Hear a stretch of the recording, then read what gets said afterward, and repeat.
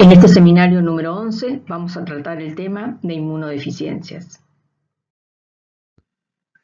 Las inmunodeficiencias las podemos clasificar en primarias y secundarias. Las primarias reconocen siempre una alteración genética, se dan en baja frecuencia, 1 cada 10.000 recién nacidos vivos. Con respecto a las inmunodeficiencias secundarias, presentan una alta frecuencia y son las que mayoritariamente ustedes van a observar durante el desarrollo de su ejercicio clínico. ¿Secundarias a qué? Secundarias a drogas citostáticas o radiaciones en los pacientes oncológicos, donde se produce la destrucción de las células malignas, pero también de las benignas. Secundarias a la infección por el virus del HIV o síndrome de inmunodeficiencia adquirida, con deficiencia en la respuesta inmune adaptativa. Los pacientes desnutridos, donde la carencia proteica origina dificultad en la síntesis de los diferentes mediadores de la respuesta inmunológica.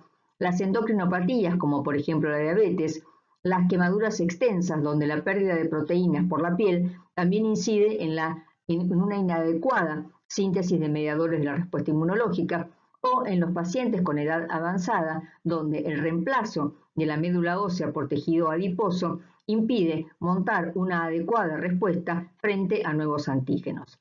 Como dije entonces con anterioridad, estas inmunodeficiencias son las que se dan con una frecuencia elevada.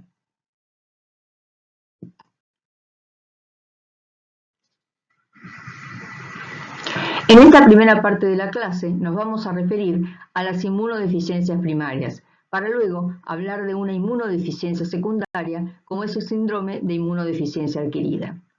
El diagnóstico de las inmunodeficiencias primarias no es fácil. No es como una patología aguda, como puede ser, por ejemplo, una neumonía, donde el niño se nos presenta a la consulta, probablemente febril, con síndrome de dificultad respiratoria, una radiografía de tórax que es compatible con el diagnóstico de neumonía y nos permite, por lo tanto, hacer un diagnóstico puntual y precoz de esta patología. En el caso de las inmunodeficiencias primarias, es la historia clínica del paciente, es la evolución a lo largo del tiempo lo que nos va a permitir hacer el diagnóstico de inmunodeficiencia. Los síntomas que debemos tener en cuenta para poder arribar a este diagnóstico son la existencia de infecciones recurrentes, la presencia de gérmenes no habituales, infecciones que no responden a la terapéutica habitual y que por lo tanto nos obliga a utilizar antibióticos de más amplio espectro, la cura incompleta de las enfermedades, la edad de inicio de los síntomas. La mayor parte de las inmunodeficiencias deben ser diagnosticadas por debajo de los 5 años de edad. La historia familiar de los pacientes, donde la presencia de familiares varones muertos de enfermedades infecciosas, nos orientan fuertemente al diagnóstico de una inmunodeficiencia primaria, ya que muchas de estas inmunodeficiencias son ligadas al cromosoma X, es decir, la padecen los hombres, pero la transmiten las mujeres. Son niños también que por la existencia de diarreas o síndromes malabsortivos presentan un mal desarrollo pondoestatural, es decir, son niños que crecen mal. Obviamente, la existencia de otras patologías, como es un tumor, el antecedente de trasplantes o la existencia de enfermedades metabólicas, nos orientan fuertemente al diagnóstico de una inmunodeficiencia secundaria y por lo tanto orientaremos nuestra terapéutica en este sentido.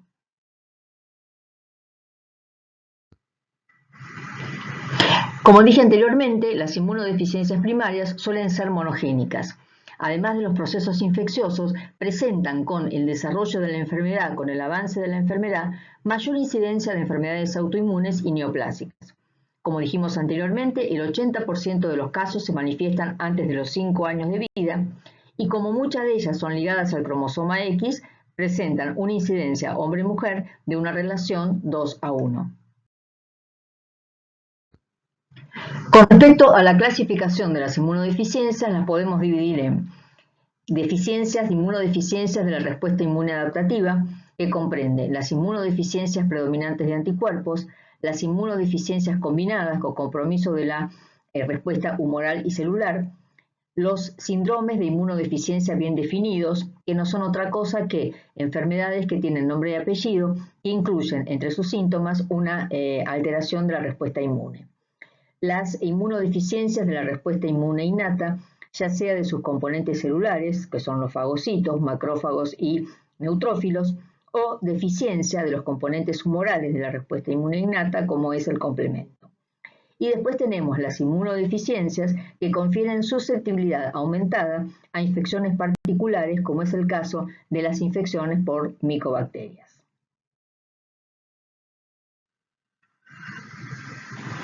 En relación a la estadística de las inmunodeficiencias primarias, tenemos que el 70% se relacionan con inmunodeficiencias de anticuerpos, el 10% con inmunodeficiencia de fagocitos, el 1% con las inmunodeficiencias del complemento, el 15% asociadas a otros defectos y el 4% corresponde a las inmunodeficiencias celulares.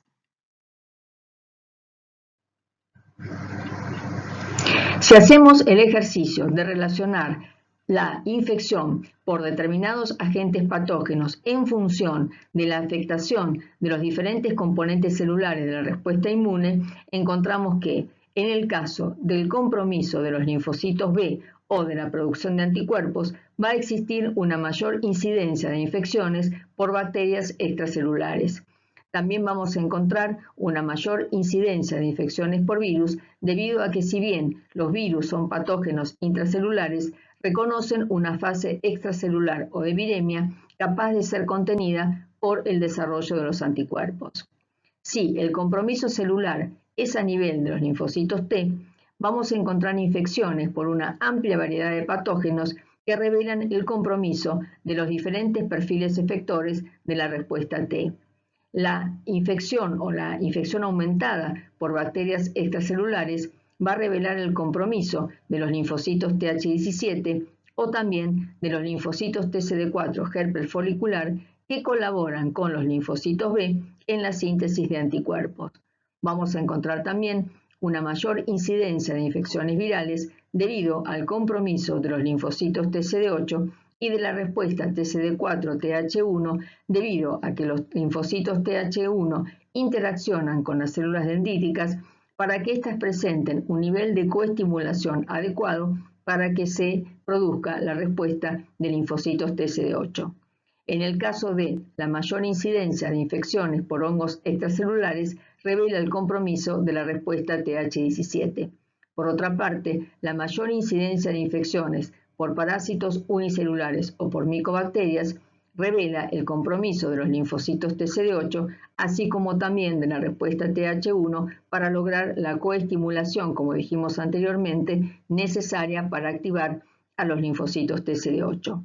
El compromiso de las células natural killer va a manifestarse por una mayor incidencia de infecciones virales, dado que estas células constituyen uno de los componentes de la respuesta inmune innata contra las infecciones virales. El compromiso de los monocitos macrófagos redunda en una mayor incidencia de infecciones por bacterias extracelulares debido a una deficiencia en la fagocitosis, como también de las infecciones por micobacterias. La deficiencia en los leucocitos polimorfonucleares también producen mayor incidencia de infecciones por bacterias extracelulares por deficiencia de la fagocitosis, como de las infecciones por hongos extracelulares. Y finalmente, el compromiso de los diferentes componentes de la cascada de activación del complemento se manifiesta por un aumento de las infecciones por bacterias extracelulares, tanto gram negativas como por bacterias gram positivas.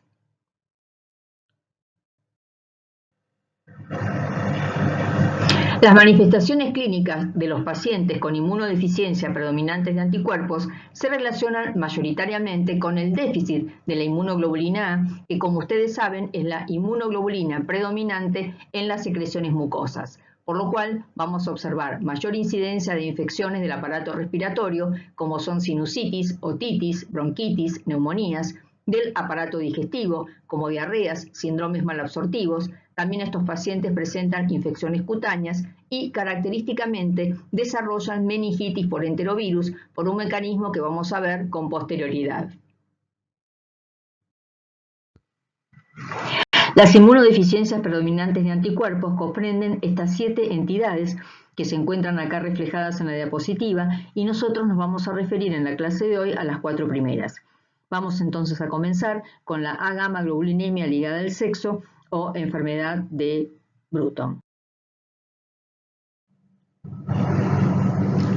La A-gamma-globulinemia ligada al sexo o enfermedad de Bruton es una inmunodeficiencia primaria caracterizada por una mutación en el gen de la BTK o tirosina quinasa de Bruton.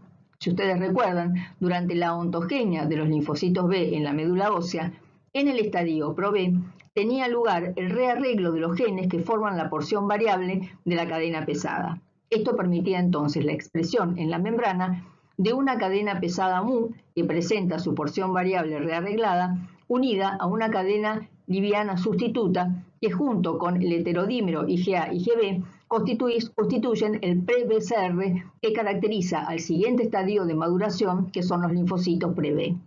Es fundamental la transmisión de señales de supervivencia a través de este pre-BCR hacia el interior celular. Justamente, la quinasa de Bruton es una quinasa involucrada en la señalización a través de este pre-BCR.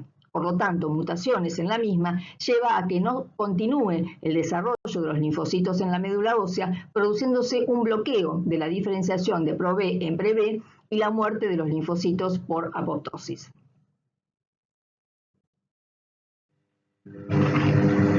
La enfermedad de Bruton es una enfermedad ligada al cromosoma X, por la cual la padecen los varones y la transmiten las mujeres. Presenta una A-gamma-globulinemia de todos los isotipos con ausencia de linfocitos B CD19 positivos. Este fenotipo de laboratorio nos autoriza a comenzar el tratamiento sustitutivo con gamma-globulina endovenosa, independientemente que el sello final de la enfermedad se realizará a través de la demostración de la mutación en el gen de la BTK por biología molecular. Las manifestaciones clínicas de estos pacientes comienzan entre los 9 y 12 meses de vida, cuando ya se ha producido la depuración de los anticuerpos maternos. Se caracteriza por infecciones fundamentalmente del aparato respiratorio, como neumonías, bronquitis, sinusitis, otitis, del aparato digestivo, como diarreas o síndromes malabsortivos, y característicamente presentan meningitis por enterovirus. La presencia de infecciones graves por enterovirus tiene que ver con el papel de la enzima BTK en la vía de transducción de señales del receptor TOL8, que es un receptor que, como ustedes saben, está involucrado en la inmunidad innata frente a la defensa de ciertos virus RNA. La tirosina quinasa de Bruton interactúa con el dominio intracelular de TOL8, activando el factor NF-kappa-beta, que a su vez determina la transcripción de genes que codifican citoquinas proinflamatorias como la IL-6 y el TNF-alfa. Por lo tanto, la infección por enterovirus suele producirse aún en pacientes que tengan niveles de anticuerpos protectores. Además de la A-gamma-globulinemia de Bruton, existen otras A-gamma-globulinemias por mutaciones en diferentes genes que determinan formas autosómicas recesivas. Estas pueden presentar un fenotipo clínico y de laboratorio que sea indistinguible de la A-gamma-globulinemia de Bruton y, por supuesto, el diagnóstico diferencial será a través de la determinación por biología molecular de las diferentes mutaciones genéticas. Todos estos pacientes con A-gamma-globulinemia tienen depresión de folículos linfoides y de los centros germinativos. En relación al tratamiento de las A-gamma-globulinemias, se realiza a través de la infusión endovenosa de gamma-globulina que se realizará una vez por mes debido a la vida media de la IgG, que es de 21 días. Cabe mencionar la alteración que presentan en la calidad de vida estos pacientes, ya que desde el momento de su diagnóstico, no nos olvidemos que son niños muy pequeños y por el resto de su vida, deben concurrir una vez por mes a los centros asistenciales para la administración de la gamma-globulina, que suele ser prolongada y que no está exenta de la aparición de efectos adversos durante su administración. Como mencionábamos en la diapositiva anterior, existen formas de A-gamma-globulинemias que son autosómicas recesivas. Esto implica mutaciones en una amplia variedad de genes que, como ejemplo, podemos mencionar las mutaciones en la cadena pesada mu, en el dímero IgA o IgB, en la cadena liviana sustituta o en la proteína involucrada en la señalización del BCR. Con un estudio simple, como es el proteinograma electroforético, que muestra la capacidad que tienen las proteínas del suero de migrar cuando son sometidas a un campo eléctrico en un gel agarose, vemos la expresión de las diferentes fracciones de las proteínas séricas, como son la albúmina, alfa 1, alfa 2, beta 1, beta 2, y la fracción de las gamma globulinas, que están ejemplificadas acá en el cuadrante rojo. En el paciente control hay una adecuada expresión de la banda de las gamma-globulinas, cosa que no ocurre en el paciente con gamma-globulинemias, donde vemos una ausencia absoluta de bandas de inmunoglobulinas. Este estudio nos permite una primera aproximación diagnóstica, pero obviamente debemos dosar las diferentes inmunoglobulinas para demostrar la agamma-globulinemia y realizar una citometría de flujo para evidenciar la ausencia de los linfocitos B CD19 positivos. En el primer gráfico vemos que en el paciente control va a haber en el cuadrante que expresa la doble marcación linfocitos CD19 que expresan inmunoglobulina M en su superficie, mientras que en los pacientes con la gamma-globulinemia de Bruton por deficiencia del gen de la tirosina quinasa de Bruton, no hay expresión de linfocitos CD19 ni expresión de inmunoglobulina M. Lo mismo ocurre para las restantes agamma-globulинemias autosómicas recesivas, que son fenotípicamente y con respecto a la clínica y con respecto al laboratorio, indistinguibles de la enfermedad de Bruton.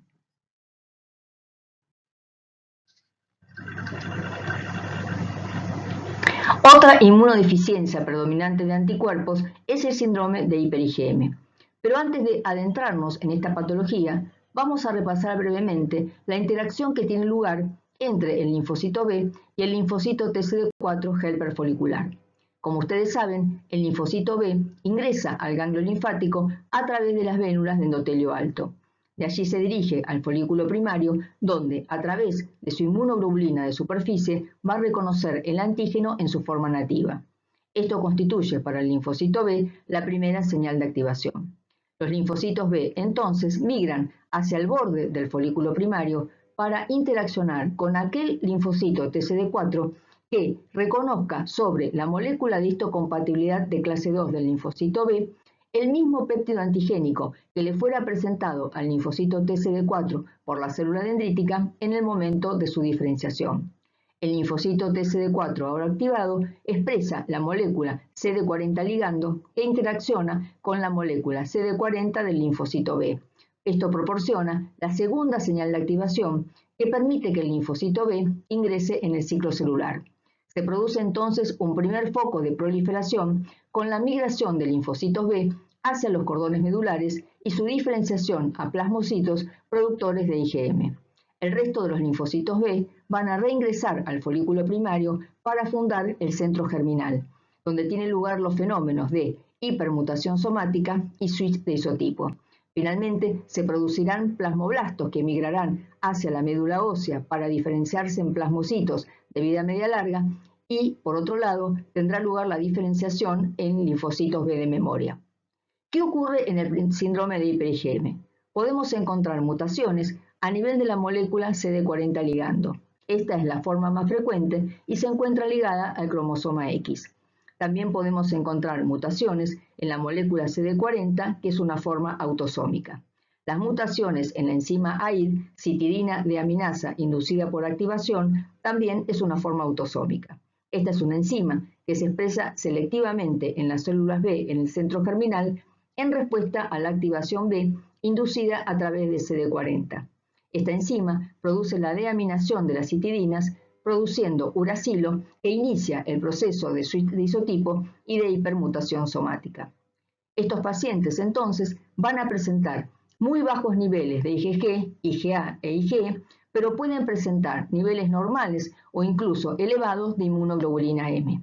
El número de linfocitos B es normal, ya que estos pacientes, a diferencia de lo que ocurre en la gamma-globulinemia de Bruton, no presentan alteraciones en el desarrollo, sino que no pueden realizar la hipermutación somática y el switch de isotipo.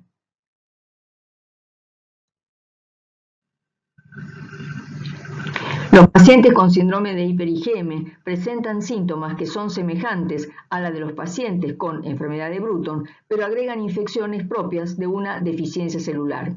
Esto es debido a que las mutaciones en las moléculas CD40, CD40 ligando impiden una adecuada expresión de moléculas coestimuladoras sobre las células presentadoras de antígeno luego de su interacción con los linfocitos TCD4, TH1, que van a llevar a una insuficiente activación de los linfocitos TCD8. Estos pacientes desarrollan, por lo tanto, infecciones oportunistas del aparato respiratorio por Pneumocystis jirovecii, síndromes malabsortivos secundarios a diarreas asociadas a infección por Cryptosporidium, que son muy difíciles de erradicar y que comprometen severamente la vida del paciente. También desarrollan colangitis esclerosante por Cryptosporidium, que dificultan el tratamiento de estos pacientes, ya que no solamente requerirán un trasplante de médula ósea por su inmunodeficiencia primaria, sino también un trasplante hepático. Existen fenómenos de autoinmunidad mediados por anticuerpos del isotipo IgM contra los neutrófilos, desarrollando neutropenia, contra los glóbulos rojos, desarrollando anemia hemolítica, contra las plaquetas, desarrollando púrpura autoinmune, o contra los propios hepatocitos, desarrollándose una hepatitis autoinmune. Existe hiperplasia del tejido linfoide acompañada de hepatoesplenomegalia por la estimulación antigénica de los linfocitos B, productores de IgM, a diferencia de la hipoplasia linfoide que se observa en los pacientes con enfermedad de Bruton.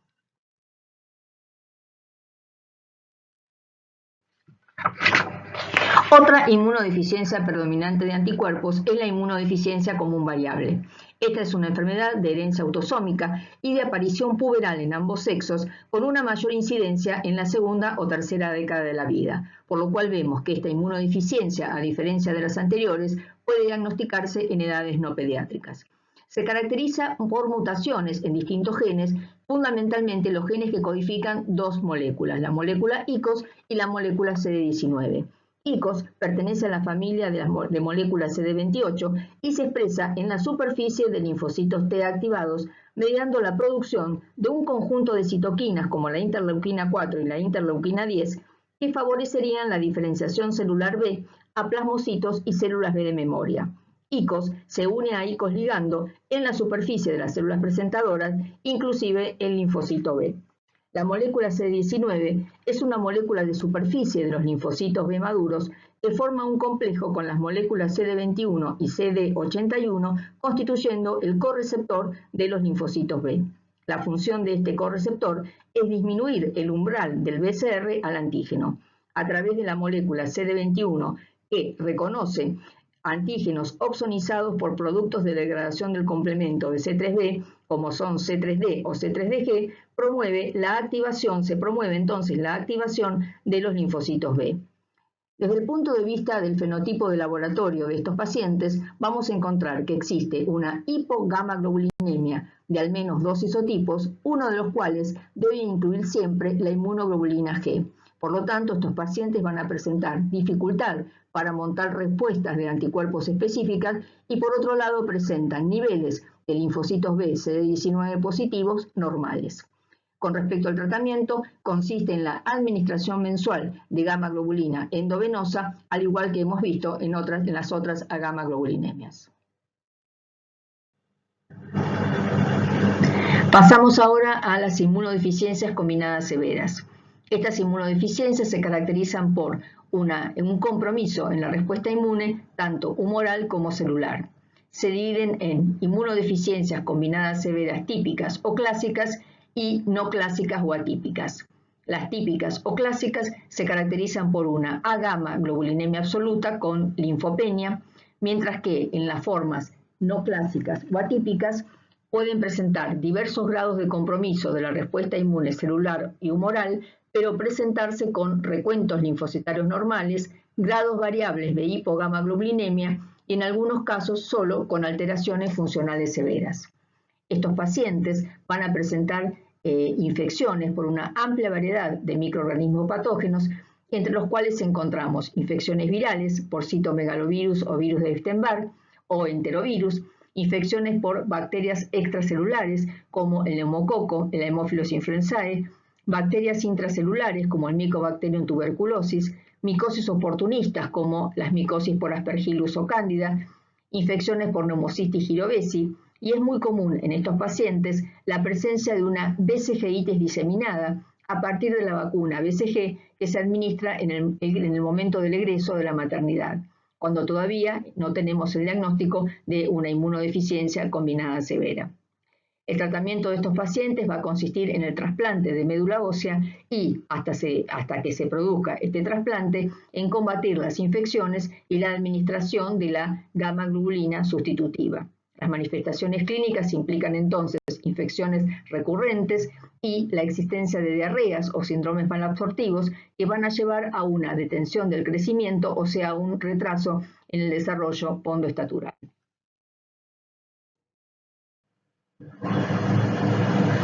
Las inmunodeficiencias combinadas severas se caracterizan por mutaciones que pueden ocurrir en distintos genes, como vemos ejemplificada en esta diapositiva.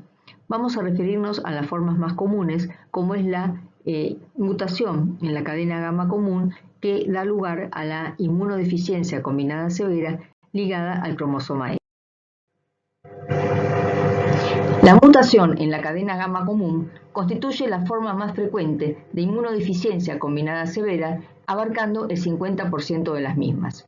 Esta cadena gamma común es justamente una cadena común a receptores de un conjunto de citoquinas hematopoyéticas, como son la interleuquina 2, involucrada en la homeostasis periférica de los linfocitos T, la interleuquina 4, involucrada en la maduración terminal de las células B, en la interleuquina 7, implicada en el desarrollo de los linfocitos T, la interleuquina 9, vinculada a fenómenos de hematopoiesis, la interleuquina 15, vinculada al desarrollo de las células natural killer, y de la IL-21, vinculada a la maduración y activación de las células T y las células natural killer.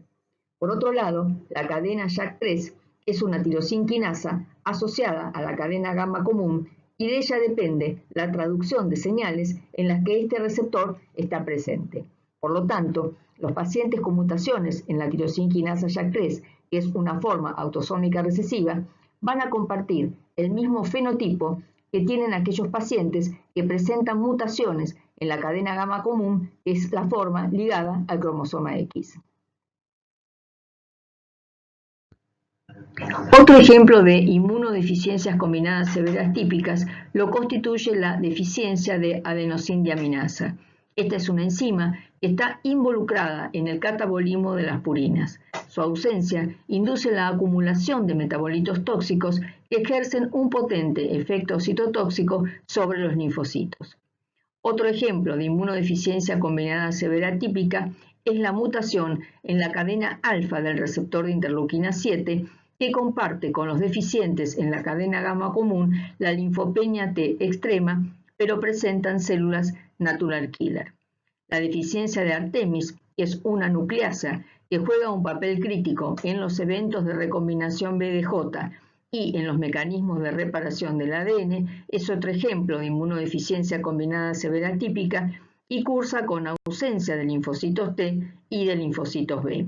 También las mutaciones en las recombinasas RAC1 y 2, que median la recombinación BDJ en la ontogenia B y T, son otro ejemplo de inmunodeficiencia combinada severa típica que cursa con ausencia de linfocitos B y de linfocitos T. Mientras que, como ejemplo de inmunodeficiencia combinada severa atípica, podemos mencionar la deficiencia en la expresión de moléculas de clase 2 del complejo mayor de histocompatibilidad. Esta inmunodeficiencia comparte con las formas típicas el mismo fenotipo clínico, pero se caracteriza por ausencia de las moléculas de clase 2. Como los linfocitos B y los monocitos expresan estas moléculas en forma constitutiva, la falta de expresión en estas células, aún luego de ser estimuladas con interferón gamma, hace fácil el diagnóstico de esta inmunodeficiencia. El número de linfocitos T totales es normal, con linfocitos TCD4 disminuidos pero no ausentes. Esta disminución en el número de linfocitos TCD4 se explica por un defecto en la selección positiva tímica debido a la falta de expresión de las moléculas de clase 2.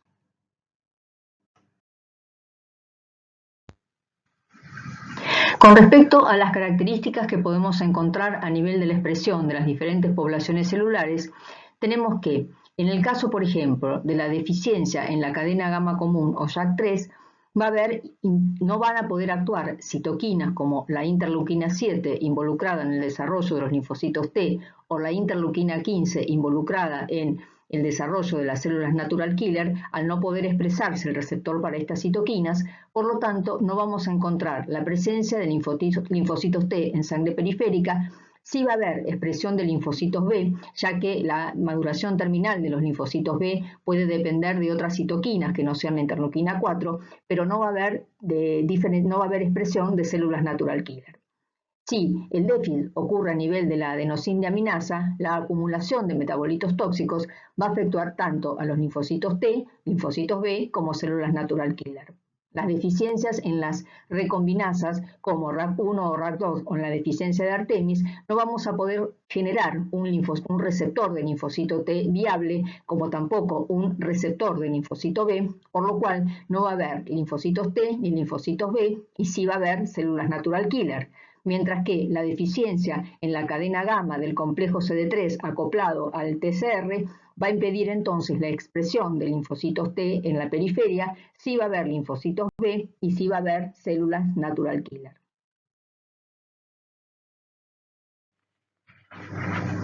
Pasamos ahora a los síndromes de inmunodeficiencia bien definidos. Nos vamos a referir a tres entidades. La primera de ellas es el síndrome de DiGeorge. En este síndrome ocurre una delesión en el brazo largo del cromosoma 22 que afecta varios genes, por lo que se lo conoce también como el síndrome de genes contiguos. Se acompaña de cardiopatías congénitas y una fase peculiar en los pacientes con micrognatia, hipertelorismo ocular, o sea, separación de los globos oculares, e implantación baja de las orejas. Hay hipoplasia o aplasia tímica y paratiroide, por el cual estos pacientes pueden desarrollar hipocalcemia. Pueden o no presentar compromiso inmune. Si lo presentan, se denominan DiGeorge completos. Muestran un perfil inmunológico variado con deficiente respuesta de los linfocitos T. La otra entidad es el síndrome de disregulación inmunitaria con poliendocrinopatía y enteropatía ligada al cromosoma X. En este caso, las mutaciones se dan en el factor de transcripción FOXP3, que es una molécula fundamental en el desarrollo de los linfocitos T reguladores naturales. Clínicamente se manifiesta por diabetes, hipotiroidismo, diarrea, eczema, hepatitis, nefritis, anemias hemolíticas como manifestaciones autoinmunes frecuentes. La tercera entidad es el síndrome linfoproliferativo autoinmune, donde las mutaciones ocurren en las moléculas Fas, Fas ligando, caspasa 8 o caspasa 10. Los signos de autoinmunidad se relacionan con el aumento en la expansión clonal de los linfocitos T y la aparición clínica de linfadenopatías, hepatoesplenomegalia, anemia, neutropenia y trombocitopenia autoinmune. El tratamiento de estos pacientes se basa en la administración de drogas inmunosupresoras.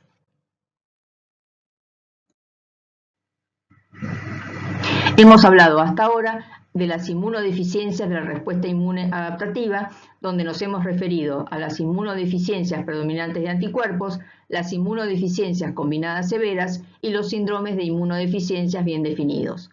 Vamos a pasar ahora a las inmunodeficiencias de la respuesta inmune innata, donde nos vamos a referir a las deficiencias en los fagocitos, o sea, en los componentes celulares de la respuesta inmune innata, y luego a las deficiencias del complemento como uno de los componentes humorales de la respuesta inmune innata. Pasamos ahora entonces a las deficiencias de fagocitos, y nos vamos a referir a las alteraciones en el número de los mismos. Esto incluye dos entidades, la neutropenia congénita grave y la neutropenia cíclica. La neutropenia congénita grave es una enfermedad genéticamente heterogénea con mutaciones que inhiben la producción de neutrófilos maduros en la médula ósea. Los pacientes pueden presentar niveles de neutrófilos circulantes menores a 200 por milímetros cúbicos y el padecimiento de severos cuadros infecciosos ya desde su nacimiento. El tratamiento se basa en la administración del factor estimulante de colonias de granulocitos y el trasplante de médula ósea. La segunda entidad es la neutropenia cíclica, que es una enfermedad autosómica dominante con alteración del gen ELA2 que codifica la elastasa del neutrófilo. Los pacientes desarrollan cíclicamente neutropenia cada 21 días y el nadir de la neutropenia se asocia con fiebre, úlceras en la boca, faringitis, sinusitis y en ocasiones infecciones graves. El tratamiento se basa en la administración del factor estimulante de colonia de granulocitos durante la neutropenia. Cabe acá hacer mención a una asociación que ustedes van a observar muy frecuentemente durante el desarrollo de su actividad clínica, que es la asociación entre neutropenia y fiebre, ya sea como consecuencia de estas dos entidades que hemos mencionado o como consecuencia de cualquier otra infección, inmunodeficiencia primaria o secundaria. La asociación de neutropenia y fiebre es una entidad que hace que los pacientes que la padecen no tengan la primera línea de defensa proporcionada por las células fagocíticas de la respuesta inmune innata para combatir la infección hasta el desarrollo de la inmunidad adaptativa. Esto implica que mayoritariamente estos pacientes deban ser internados para la administración de antibióticos de amplio espectro para contener la infección hasta el desarrollo de la respuesta inmune adaptativa. Hago mención a esto, lo repito nuevamente, por la frecuencia elevada que ustedes van a observar de esta asociación en el desarrollo de su práctica médica. Vamos a pasar ahora a ver las deficiencias que ocurren en la migración de los fagocitos. Como ustedes saben, los fagocitos deben migrar desde la sangre hacia el foco infeccioso. Para ello se produce la interacción entre moléculas de adhesión expresadas por los fagocitos con moléculas de adhesión expresadas por el endotelio vascular. Existe un primer momento de adhesión temprana o rolling que depende de la interacción entre moléculas de adhesión pertenecientes a la familia de las selectinas con moléculas de adhesión de la familia de las cialomucinas. Luego ocurre una adherencia estable que depende de la interacción entre las moléculas de adhesión de la familia de las integrinas con moléculas de adhesión de la superfamilia de las inmunoglobulinas. En la deficiencia de adhesión leucocitaria de tipo 1 hay mutaciones en la cadena beta 2 de las integrinas. Las beta 2 integrinas son heterodímeros formadas por una subunidad beta que es común, constante, y otra subunidad alfa que es variable. Si la beta 2 integrina, también conocida como CD18, se une a la subunidad alfa CD11A, la integrina se denomina LFA1. Si la molécula CD18 se une a una subunidad alfa CD11B, la integrina se denomina MAC1. Y si la subunidad beta 2 integrina CD18 se une a la subunidad alfa CD11C, la molécula de adhesión la integrina se denomina CR4. En el caso de los pacientes que presenten deficiencia de LAD1, vamos a encontrar entonces que existe una migración defectuosa de los neutrófilos a los tejidos infectados, con lo cual vamos a encontrar neutrofilia periférica, pero en las lesiones el paciente no va a presentar pus. Se caracterizan por úlceras necróticas en la piel, en los tejidos blandos, úlceras necróticas en la boca, en la faringe, en el tubo digestivo, neumonías necrotizantes, meningitis, todas infecciones sumamente graves que producen la muerte del paciente en el 75% de los casos. Pero característicamente, como dijimos, las lesiones o los sitios de infección no tienen pus.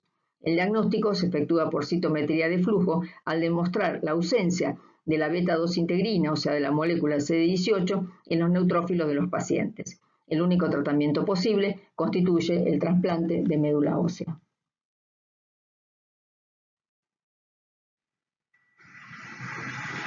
Vemos acá el caso de un lactante que presenta una deficiencia de adhesión leucocitaria de tipo 1, donde se observan úlceras necróticas a nivel submentoniano, úlceras necróticas axilares, periumbilicales, lo cual constituyen infecciones sumamente graves en un lactante.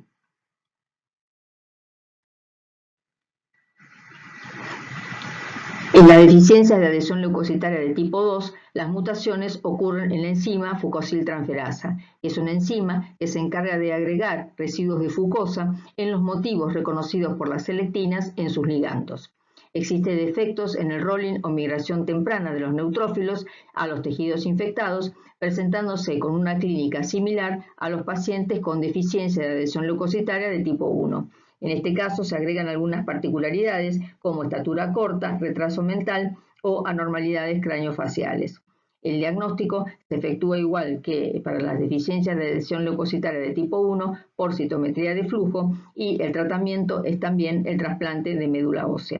En el caso de la deficiencia de adhesión leucocitaria de tipo 3, existen mutaciones o deficiencias en la molécula RAP1 que está involucrada en la activación de las integrinas por los receptores de quimoquinas, constatándose también defectos en la adhesión estable y en la migración leucocitaria.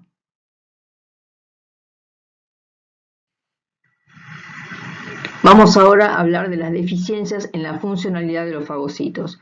Ustedes recuerdan que los mecanismos microvicidas de los fagocitos se podían producir o se pueden producir a través de mecanismos que son dependientes del oxígeno o independientes del mismo. Los mecanismos dependientes del oxígeno tienen que ver con la activación de la enzima NADPH oxidasa, que está compuesta por diferentes subunidades y donde la mutación en alguna de estas subunidades genera una enfermedad conocida como enfermedad granulomatosa crónica. Los componentes entonces de la NADPH oxidasa son la subunidad GP91 y la subunidad P22, que son dos componentes de membrana, mientras que el resto de las subunidades, que son la molécula P47, P40 y P67, se encuentran en el citosol. En el momento que se produce la activación de la NADPH oxidasa, existe una traslocación de los componentes citosólicos a los componentes de membrana, constituyéndose entonces la NADPH, que va a originar la formación de intermediarios reactivos del oxígeno, comenzando por la reducción del oxígeno molecular, generando anión superóxido, especie altamente inestable que se dismuta en forma espontánea o por acción de la superóxido dismutasa, originando peróxido de hidrógeno. A su vez, tenemos que la mieloperoxidasa puede oxidar a los haluros generando hipohalitos como el hipoclorito. En estos pacientes, la mutación de la subunidad GP91 constituye el 60% de los pacientes con enfermedad granulomatosa crónica y es una forma ligada al cromosoma X, mientras que mutaciones en cualquiera de las otras subunidades originan formas autosómicas recesivas. En estos pacientes vamos a encontrar como lesión característica los granulomas, que están formados por neutrófilos que acuden al foco infeccioso sin poder vencer la infección y por lo tanto llegan mayor cantidad de neutrófilos que originan justamente estos granulomas que dan el nombre a la enfermedad. Vamos a encontrar entonces granulomas en diferentes partes del cuerpo, como a nivel del esófago, del píloro, del intestino, originando la colitis granulomatosa, abscesos o granulomas en la uretra. Vamos a encontrar también abscesos perianales, neumonías recurrentes, lesiones en la piel como es el impétigo, forunculosis recurrente, abscesos hepáticos o abscesos esplénicos y el desarrollo también es posible el desarrollo de osteomielitis. Los gérmenes que más habitualmente se rescatan en los pacientes con enfermedad granulomatosa crónica es el Staphylococcus aureus y las micosis oportunistas como la micosis por Aspergillus. El diagnóstico de esta enfermedad se basa en dos métodos diagnósticos. Uno es la reducción del colorante nitrobrutetrasolio, que se realiza por microscopía óptica, y la oxidación de la dihidrorodamina, que se evalúa por citometría de flujo.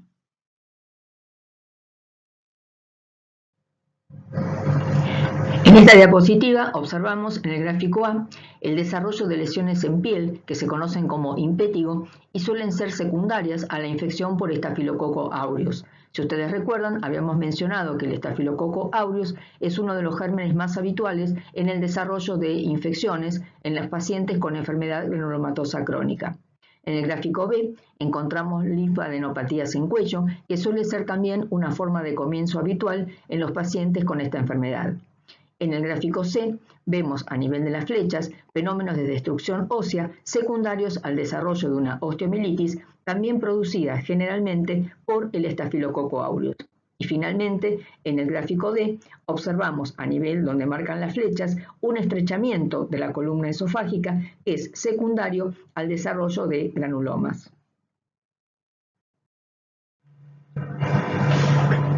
En esta diapositiva vemos la tomografía computada abdominal de un paciente con diagnóstico de enfermedad granulomatosa crónica de 2 años de edad.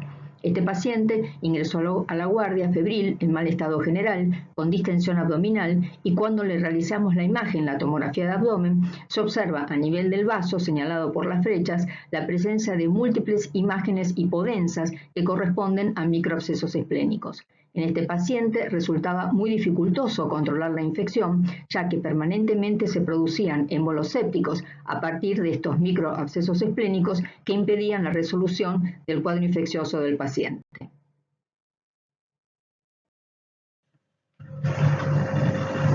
En esta diapositiva vemos la pieza macroscópica del vaso del paciente anterior, al cual se le debió realizar una esplenectomía, es decir, la extirpación del vaso, debido a que los microabscesos esplénicos impedían un adecuado control de las infecciones del paciente, seguramente por la existencia de émbolos sépticos.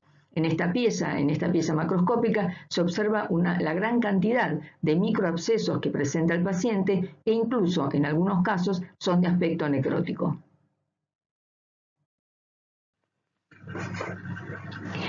Para el diagnóstico de la enfermedad granulomatosa crónica contamos con dos métodos. Uno es el test de nitroglú de tetrasóleo y el otro es la oxidación de la dihidrorodamina. El test de nitroglutatasóleo consiste en un ensayo sencillo de reducción del colorante NBT cuando se combina con los intermediarios reactivos del oxígeno producidos por los fagocitos, lo que lo hace virar a un color negro, el cual puede ser evaluado por microscopía óptica. El otro método se basa en la oxidación de la dihidrorodamina, que permite ser visualizada por citometría de flujo. En el panel A encontramos en el primer gráfico los fagocitos del paciente control que al producir intermediarios reactivos del oxígeno tiñen el citoplasma de los mismos. En el gráfico 3 de este mismo panel encontramos los fagocitos del paciente con enfermedad granulomatosa crónica, donde las mutaciones en la NADPH oxidasa impiden la tinción de los fagocitos. Mientras que en el panel del centro, en el gráfico del centro, encontramos los fagocitos de la madre portadora de mutación en GP91, algunos de los cuales se tiñen y otros no. Esto es debido al fenómeno de lionización, proceso por el cual toda mujer inactiva al azar uno de sus dos cromosomas X. Cuando una mujer portadora de enfermedad granulomatosa crónica por mutación de GP91 inactiva el cromosoma X afectado, dejando activo el cromosoma X sano, todas las células hijas de esta serie producirán cantidades adecuadas de intermediarios del oxígeno. Por el contrario, cuando la mujer portadora inactiva el cromosoma X sano, dejando activo el mutado, estos fagocitos no serán capaces de producir intermediarios del oxígeno. Este fenómeno transforma a las mujeres portadoras de mutaciones en GP91 en verdaderos mosaicos genéticos, con la mitad de sus fagocitos con capacidad adecuada de mediar el estallido respiratorio y la otra mitad sin esta función. El otro método diagnóstico se basa en la oxidación de la dihidrorodamina. Esto genera un colorante llamado rodamina que emite fluorescencia, por lo cual puede ser objetivado por citometría de flujo.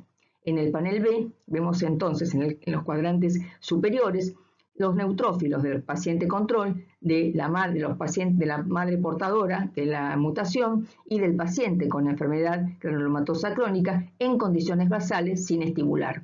Cuando estos fagocitos son estimulados con éster del Forbol como PMA, se produce entonces la oxidación a rodamina y el corrimiento de la intensidad media de fluorescencia por la generación de los intermediarios del oxígeno. En el gráfico del medio vemos entonces que cuando los neutrófilos, los fagocitos de la madre, son estimulados con PMA, se observa una curva bimodal, donde se objetiva que algunos de estos fagocitos producen intermediarios reactivos del oxígeno en cantidad adecuada, mientras que otros no lo hacen.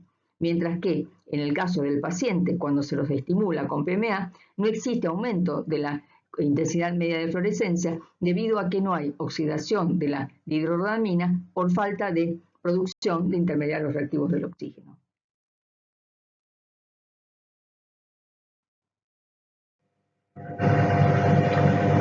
Vamos a hablar ahora de las deficiencias de complemento.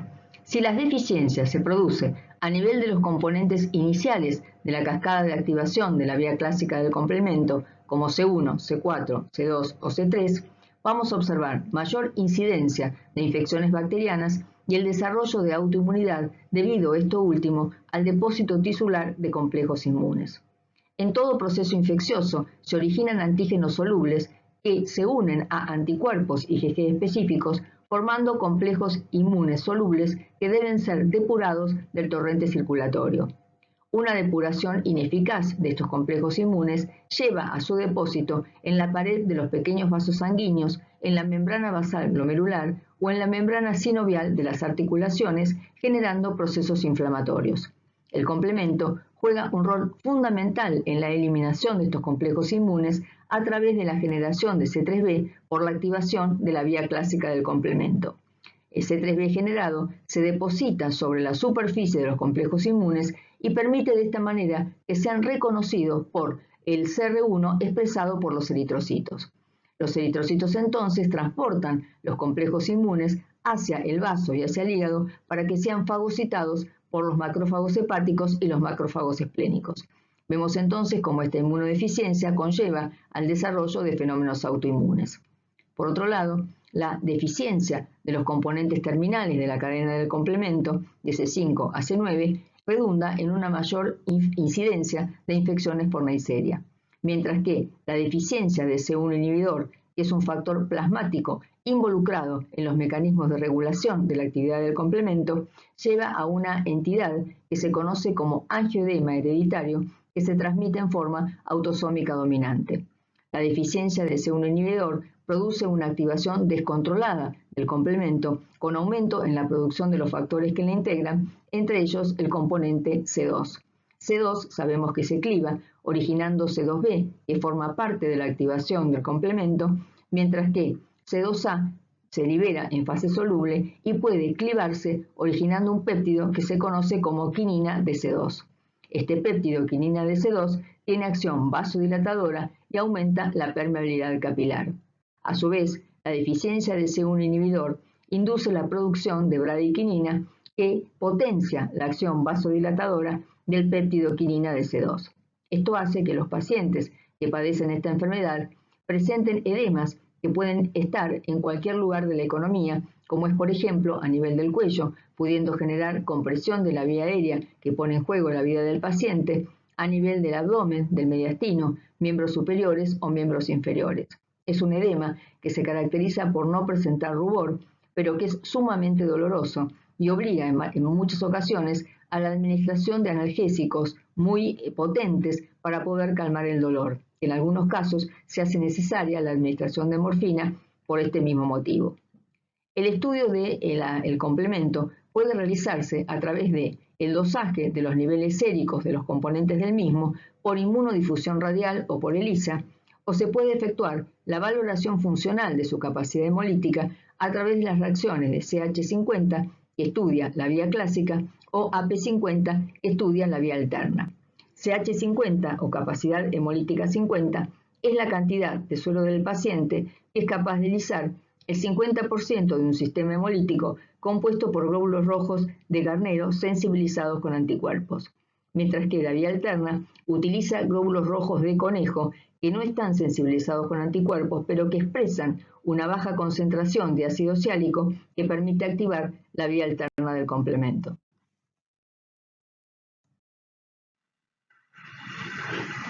Vemos acá la imagen de un paciente con angioedema hereditario que presenta un notorio edema a nivel del labio inferior.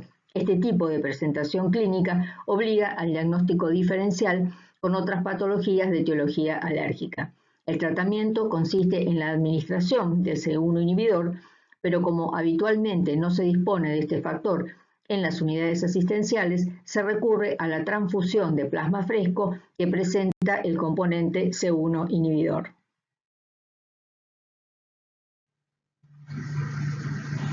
Vamos a referirnos ahora a la susceptibilidad a infecciones por micobacterias. Los pacientes que presentan una susceptibilidad incrementada a infecciones por micobacterias suelen además mostrar una susceptibilidad incrementada a infecciones por salmonelas y ciertos virus. Estos pacientes presentan defectos en la señalización de la vía de interleuquina 12 e interferón gamma, como son mutaciones en la cadena R1 del receptor de interferón gamma, en la cadena beta 1 del receptor de interleuquina 12, en la subunidad P40 de la interleuquina 12, en el factor STAT1, en la cadena R2 del receptor de interferón gamma y en la molécula NEMO. Son todas mutaciones de genes que confieren una susceptibilidad aumentada a infecciones por micobacterias.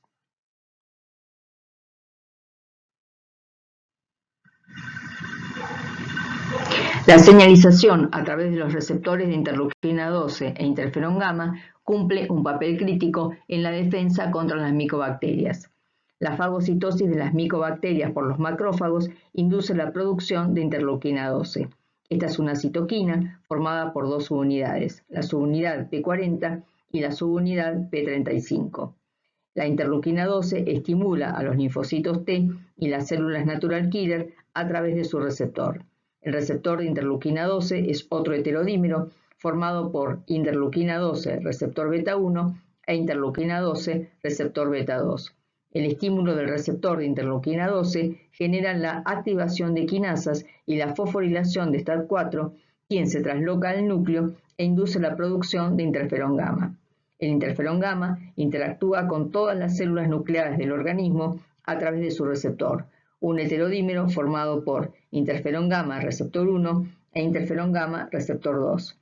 El interferón gamma promueve la transcripción de genes con múltiples funciones, activando quinasas y fosforilando a STAT1, quien se trasloca al núcleo e induce la transcripción de genes regulados por el interferón gamma, induciendo la producción de interleuquina 12. Una deficiencia casi patognomónica del interferón gamma receptor 1 es la osteomielitis por micobacterias no tuberculosas. En la deficiencia del interferón gamma receptor 2 se observan infecciones graves, diseminadas o mortales por micobacterias tuberculosas y micobacterias no tuberculosas.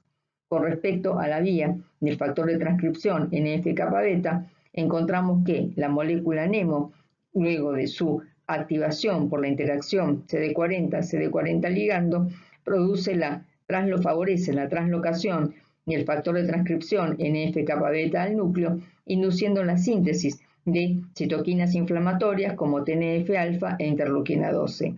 Por lo tanto, mutaciones en la molécula NEMO se caracterizan por ausencia de estas citoquinas inflamatorias, redundando en una mayor infección por micobacterias.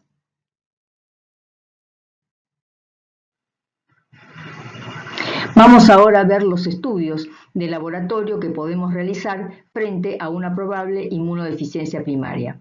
Existen las llamadas pruebas de primer nivel básicas que consisten en la realización de un hemograma con recuento y fórmula leucocitaria que nos puede brindar algunos datos como es la presencia de neutropenia, la presencia de una linfopenia o linfocitosis o neutrofilia. Por otro lado, el proteinograma electroforético que muestra la capacidad que tienen las proteínas del suero de migrar en un gel de agar cuando son sometidas a un campo eléctrico en función de su punto isoeléctrico, nos permite entonces detectar las diferentes fracciones como son la albúmina, alfa 1, alfa 2, beta 1, beta 2 y las gamma globulinas donde se encuentran las inmunoglobulinas. Esta relación albúmina-globulina es de aproximadamente en condiciones normales de 2,7 a 1,5.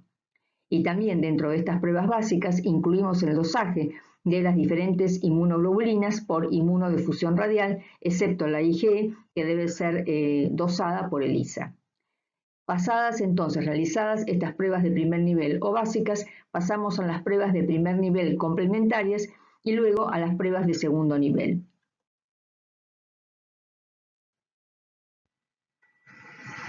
Respecto a los estudios de la respuesta inmunohumoral, encontramos el nivel 1 de pruebas complementarias. Esto consiste en el recuento cuantitativo de los niveles séricos de inmunoglobulina G, IgM e IgA por inmunodifusión radial. La IgE, debido a su baja concentración, debe ser medida por ELISA. Con respecto al método de inmunodifusión radial, ustedes ya lo estudiaron en el Seminario de Técnicas Inmunológicas de Exploración de la Respuesta Inmune, pero rápidamente recordamos que es un método que permite cuantificar de manera sencilla y económica inmunoglobulinas del isotipo IgG, M y A, presentes en muestras biológicas. La técnica se basa en la difusión de la muestra conteniendo el antígeno a medir, o sea, las inmunoglobulinas, en una matriz semisólida de agar en la que se encuentra disuelto el anticuerpo específico. La muestra biológica se introduce en los orificios cilíndricos excavados en el agar y a medida que el antígeno difunde en forma radial, se alcanza la relación antígeno-anticuerpo que permite la formación de precipitados visibles. Una vez finalizada la difusión, se mide el radio de los precipitados, que es proporcional a la concentración de antígeno presente en la muestra. La concentración de proteína en la muestra biológica se calcula realizando una curva de calibración utilizando muestras patrones de concentración conocida. Otro estudio que podemos realizar es el recuento cuantitativo de linfocitos B por citometría de flujo mediante anticuerpos que identifiquen moléculas marcadoras de los linfocitos B como CD19 o CD20. Ustedes saben que la citometría de flujo permite estudiar las células que se encuentran en una suspensión monodispersa y permite el análisis de una gran cantidad de células en poco tiempo.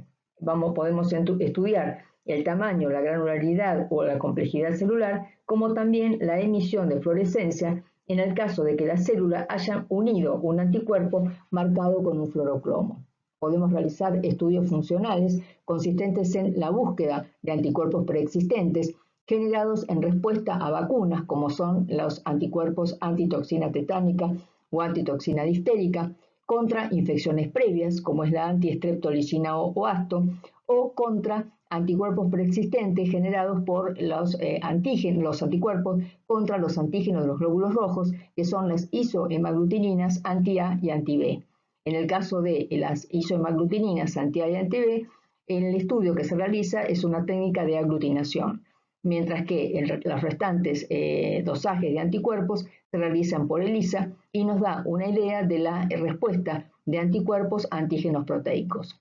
En el nivel 2 de los estudios de la respuesta inmunohumoral, podemos realizar la determinación de anticuerpos antineumocóxicos en respuesta a la inmunización activa con polisacárido neumocóxico. Se vacuna a los pacientes y 15 días después se mide la producción de anticuerpos y de esta manera evaluamos la respuesta inmune a antígenos polisacáridos. También podemos efectuar la detección cuantitativa por citometría de flujo de la expresión en los linfocitos B de la molécula CD27, que es una molécula asociada al desarrollo de memoria B. Otro estudio que podemos realizar para estudiar la función humoral es la determinación cuantitativa de las diferentes subclases de inmunoglobulina G, como IgG1, 2, 3 y 4, que se realiza por ELISA. También podemos efectuar el análisis de las mutaciones en los genes causantes de las diversas inmunodeficiencias primarias, como por ejemplo el gen de la tirosinquinasa de Bruton, la cadena Mu, la enzima ID, etc., que se realizan por biología molecular.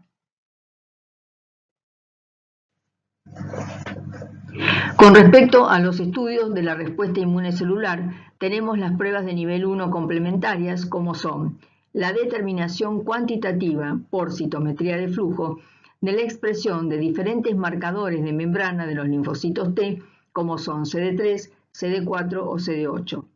Las pruebas de hipersensibilidad retardada a distintos antígenos in vivo, como la PPD, candidina o streptokinasa.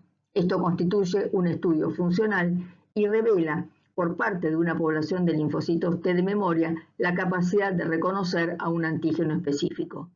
A diferencia de los mitógenos, que estimulan un gran número de linfocitos de cualquier especificidad, los antígenos solo lo hacen con linfocitos T de memoria que previamente han reconocido dicho antígeno. Con respecto a las pruebas de nivel 2, encontramos el estudio funcional de la respuesta proliferativa in vitro a mitógenos como PHNA, CONA, PMA más ionomicina, que se efectúa en cultivo celular.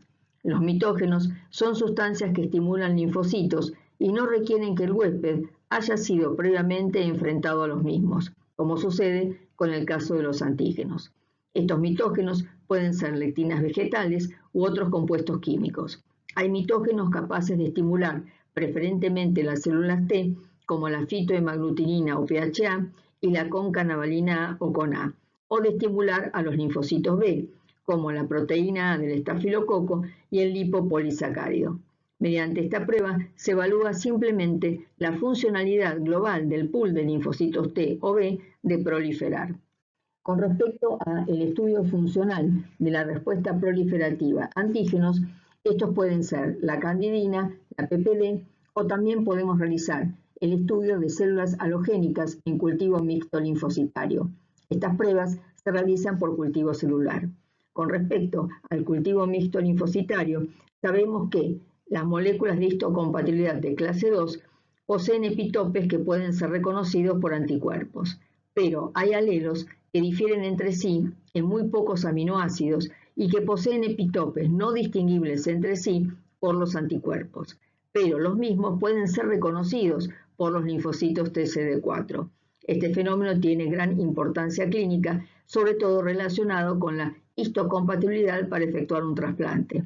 Cuando los linfocitos TCD4 de un individuo son enfrentados en un cultivo a células que difieren en estos alelos, los linfocitos TCD4 se activan y comienzan a proliferar.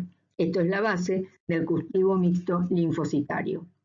También podemos realizar dosajes de citoquinas en los ordenadantes de cultivos linfocitarios o en el citoplasma celular en respuesta a mitógenos.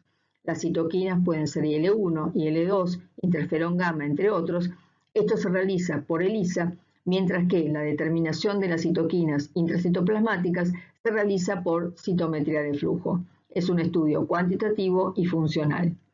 Otro aspecto a estudiar es el estudio funcional de la actividad enzimática de enzimas como la adenosíndeaminasa, por ejemplo.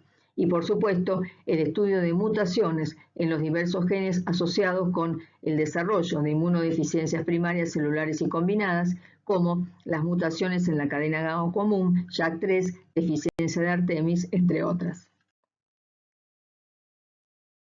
En cuanto a los estudios de la respuesta inmune innata de nivel 1, encontramos los estudios funcionales de los mecanismos microbicidas dependientes del oxígeno a través de la prueba de reducción del nitrobrul de tetrazolio, NBT, o la prueba de oxidación del colorante dihidrorodamina a rodamina que se efectúa por citometría de flujo. El nivel 2 incluye la determinación cuantitativa de la expresión de moléculas de adhesión como CD11B, CD18 por citometría de flujo, el estudio funcional de la movilidad de los fagocitos, la determinación de actividades enzimáticas como por ejemplo la mieloperoxidasa, un estudio cuantitativo y funcional, el estudio de la actividad bactericida, que es un estudio funcional en el cual se colocan los neutrófilos del paciente con bacterias como el Staphylococcus aureus, incubando a 37 grados centígrados y extrayendo muestras cada 30 minutos durante 2 horas. Las muestras se siembran luego en agar sangre y se incuban toda la noche a 37 grados. Esto permite que las bacterias crezcan y formen colonias visibles. Se grafica luego el porcentaje de muerte bacteriana en función del tiempo y a medida que avanza el tiempo debe existir un menor número de bacterias por los efectos, por la fagocitosis que realiza los neutrófilos del paciente. Después encontramos la evaluación funcional de la vía de traducción de señales como el interferón gamma y la interleuquina 2 y obviamente el estudio de las mutaciones genéticas causantes de inmunodeficiencias primarias asociadas a fagocitos.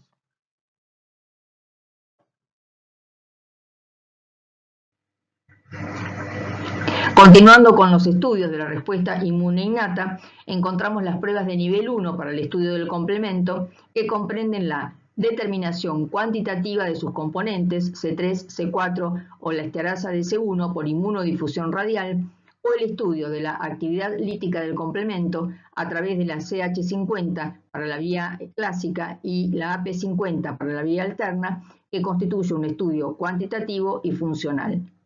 Las pruebas de nivel 2 incluyen la determinación cuantitativa y funcional de los restantes componentes del complemento que se realizan por ELISA, que es un método cuantitativo, o las pruebas funcionales como CH50 y AP50. Y tenemos también la determinación cuantitativa y funcional de los restantes inhibidores del complemento que se efectúan por ELISA.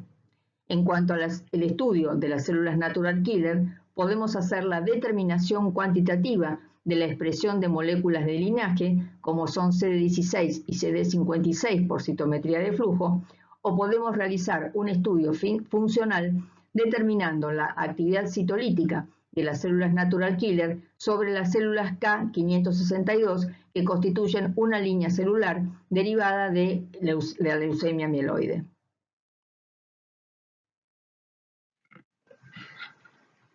Otros métodos diagnósticos para el diagnóstico de las inmunodeficiencias primarias pueden ser el aspirado o biopsia de la médula ósea.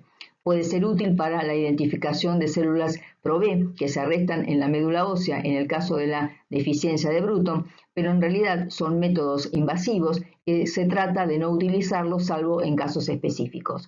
Obviamente, cuando conocemos el defecto en el paciente, debemos estudiar a los familiares para la detección de posibles portadores. También puede efectuarse el diagnóstico prenatal cuando se conoce el defecto en la familia mediante la obtención de sangre fetal, células amnióticas o vellosidades coriónicas, según sea el momento en que se encuentre el momento del embarazo en que se encuentre la paciente.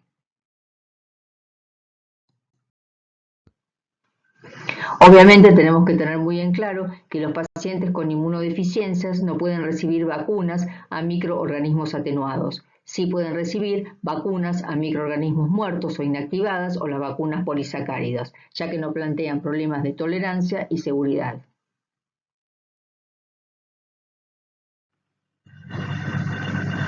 Con respecto al tratamiento de las inmunodeficiencias primarias, en el caso de las inmunodeficiencias predominantes de anticuerpos, como es la gamma-globulinemia de Bruton, el síndrome de hiper-IgM o la inmunodeficiencia común variable, el tratamiento consiste en la administración de gamma-globulina endovenosa en dosis de 400-600 miligramos por kilo, que se efectúa una vez por mes, dado a que, como dijimos anteriormente, la vida media de IgG es de 21 días.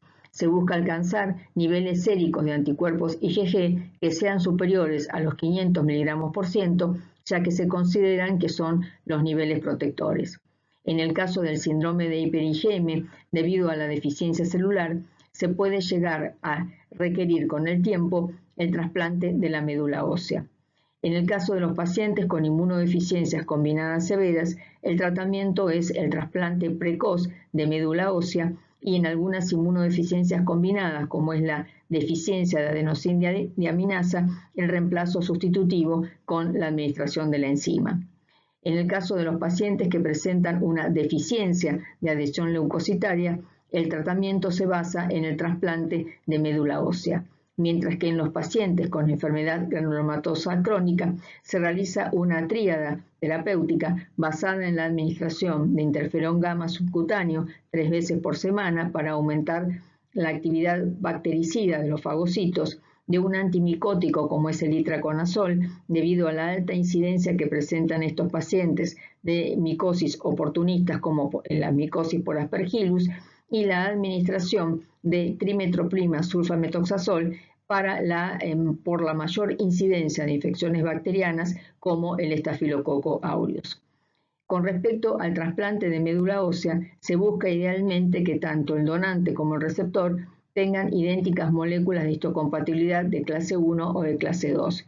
Como esto rara vez es posible, ya que solamente 1/3 de los pacientes pueden presentar un donante compatible, se recurre al trasplante haploidéntico.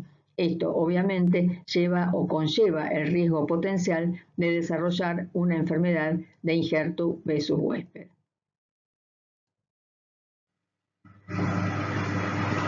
Como indicadores de reconstitución inmune tenemos, por un lado, la mejoría clínica del paciente, la presencia de células T y NK circulantes en pacientes con inmunodeficiencia combinada severa ligada al cromosoma X, la detección de quimerismo celular, o sea, la coexistencia o total reemplazo de células del donante por las células del receptor, el incremento del nivel de inmunoglobulinas circulantes y la inducción de anticuerpos post-vacunación. Bueno, hasta ahora nos hemos referido a las inmunodeficiencias primarias. Vamos a hablar ahora de una inmunodeficiencia secundaria, como es el síndrome de inmunodeficiencia adquirida provocado por el virus del HIV. El síndrome de inmunodeficiencia adquirida es producido por un retrovirus, el virus del HIV, que está formado por 2 cadenas idénticas de RNA dentro de un core de proteínas virales asociado a la enzima transcriptasa reversa, quien es capaz de transformar el RNA viral a ADN.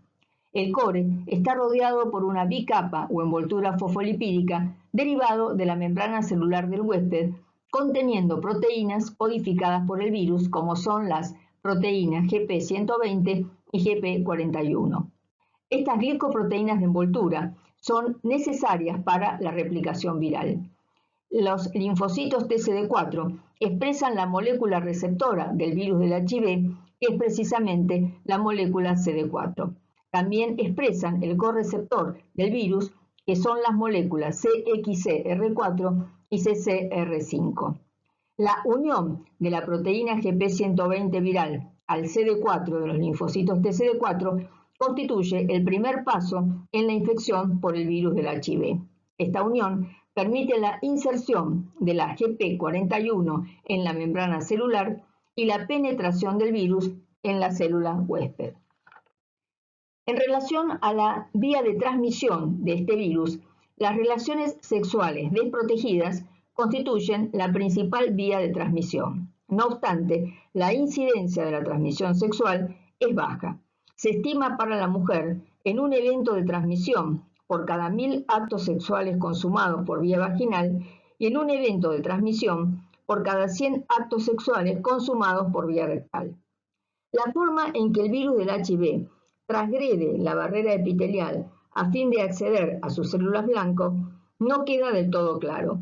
Esta podría ser a través de una ruta paracelular, a través de las uniones establecidas entre células epiteliales vecinas, o un segundo posible mecanismo estaría dado por la capacidad de las células dendríticas asociadas a la mucosa genital de emitir proyecciones que alcanzan la luz vaginal y que les permite entonces contactar directamente con el virus presente en las secreciones mucosas.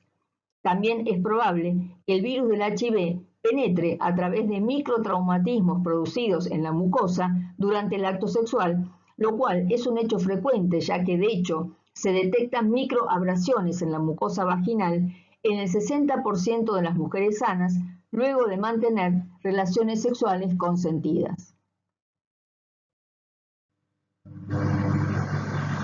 La visión tradicional sobre la historia natural de la infección por el virus del HIV sostenía que el paciente infectado sufría en los primeros 3 a 4 meses de la infección una linfopenia TCD4 relativa que se recuperaba parcialmente a medida que se desarrollaba la respuesta inmunitaria, permaneciendo luego los niveles de células TCD4 relativamente estables durante meses y años. Esta presunción entonces, sustentada en el recuento de linfocitos TCD4 en la sangre periférica y cuyo número solo representa del 1 al 2% del total de células T del organismo, es incorrecta. Hoy se sabe que el recuento de linfocitos TCD4 en la mucosa intestinal sufre en las primeras 2 a 6 semanas posinfección una depresión masiva mayor del 80% del número de células TCD4 efectoras y de memoria, proceso que se acompaña de la involución del tejido linfoide asociado al GAL. Esta depresión masiva de células T de memoria en el GAL condiciona la capacidad de este tejido linfoide de mantener la integridad estructural y funcional de la barrera epitelial frente al propio desafío que implica la flora comensal. Esto conduce a la aparición de una enteropatía crónica que se asocia con un pasaje incrementado de productos microbianos a través de la mucosa intestinal. De esta manera, esto explicaría los altos niveles séricos de productos microbianos como el lipopolisacárido que se observa en el suero de los pacientes infectados por el virus del HIV. Este pasaje incrementado de PAMS a través de la mucosa intestinal y que se mantiene en el tiempo, conduce además a una activación crónica del sistema inmunitario, tanto del compartimiento T como del compartimiento B, fundamentalmente en los ganglios mesentéricos, lo que se traduce en una mayor oferta de células permisivas a la infección por el virus del HIV, como son los linfocitos TCD4 activados, y en una destrucción continua de estas células. Esto impide, por lo tanto, la repoblación del compartimiento T de memoria en estos pacientes.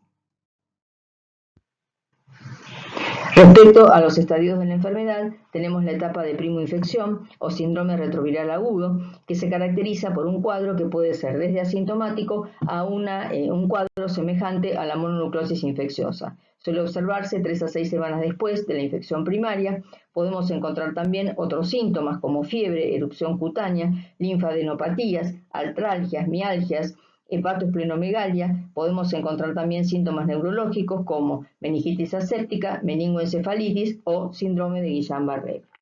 Con posterioridad ocurre la seroconversión, que se asocia con una intensa replicación viral, y durante la fase de seroconversión el individuo pasa de tener serología negativa a serología positiva. Entre las 2 a 4 semanas del ingreso del virus del HIV se detecta el antígeno P24, la proteína P24 del core viral. Los anticuerpos circulantes contra el HIV no suelen aparecer hasta después de 4 a 12 semanas de la primoinfección. Progresivamente, tras la infección inicial, los niveles de viremia y antigenemia descienden con rapidez, lo que refleja la activación de la respuesta inmunitaria. Esto da lugar a un periodo llamado de infección, entonces a un periodo de infección asintomática que se conoce entonces como fase crónica o estadio de latencia clínica. La latencia clínica no implica latencia viral y presenta una duración variable que puede ser incluso de 8 a 10 años en los pacientes no tratados. La linfadenopatía persistente generalizada se caracteriza por la presencia de ganglios aumentados de tamaño, linfopenia TCD4, hipergamaglobulinemia y trastornos hematológicos como la trombocitopenia. También pueden existir trastornos neurológicos mínimos. Con posterioridad, el paciente entra en la fase llamada de SIDA, que se caracteriza por la aparición de enfermedades oportunistas, sobre todo cuando el paciente presenta un recuento de linfocitos TCD4 por debajo de los 200 por milímetro cúbico. En estos casos, estas enfermedades marcadoras son, por ejemplo, la candidiasis esofágica, la coccidioidomicosis diseminada o extrapulmonar, criptococosis extrapulmonar, criptosporidiasis intestinal, retinitis o corioretinitis por citomegalovirus, encefalopatía relacionada con el HIV, histoplasmosis diseminada o extrapulmonar, isosporiasis intestinal crónica, síndrome de sarcoma de Kaposi, linfoma de Burkitt, tuberculosis de cualquier localización, pulmonar o extrapulmonar, neumonías por neumocitis girovesi, toxoplasmosis cerebral, a nivel de los genitales, herpes, papilomavirus humano y candidiasis.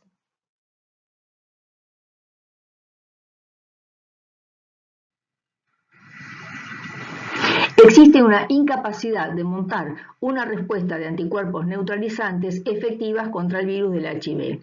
Esto es debido a la intensa variabilidad que presenta el virus, que puede variar las secuencias de aminoácidos de sus epitopes y por lo tanto los anticuerpos neutralizantes ya generados dejan de actuar como tales. El ejemplo típico de este tipo de mecanismo de evasión es el representado por los sucesivos cambios en los dominios de la proteína GP120 del virus del HIV. Otro mecanismo de evasión es la extensiva glicosilación, que puede observarse, por ejemplo, a nivel de la proteína GP120, que presenta una alta concentración de glúcidos que interfieren en el reconocimiento de los epitopes proteicos. Por otro lado, existen epitopes crípticos, ya que algunos epitopes virales pueden expresarse en forma críptica y son solo accesibles al BCR en ciertos estadios del proceso infeccioso. Por ejemplo, los epitopes presentes en la glicoproteína GP120 del HIV, que son los dominios de la GP120 que reconoce el CD4, no suelen mostrarse al exterior, ya que la GP120 se expresa en la partícula viral intacta como un trímero que suele ocluirlos en su interior.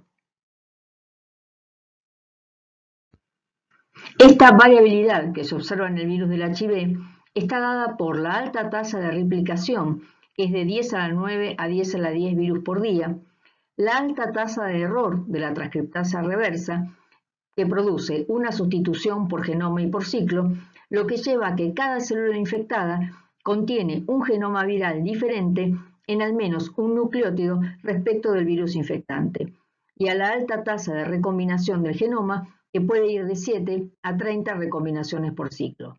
Todo esto trae como consecuencia el escape a la acción de los anticuerpos neutralizantes generados y al reconocimiento por los linfocitos TCD8.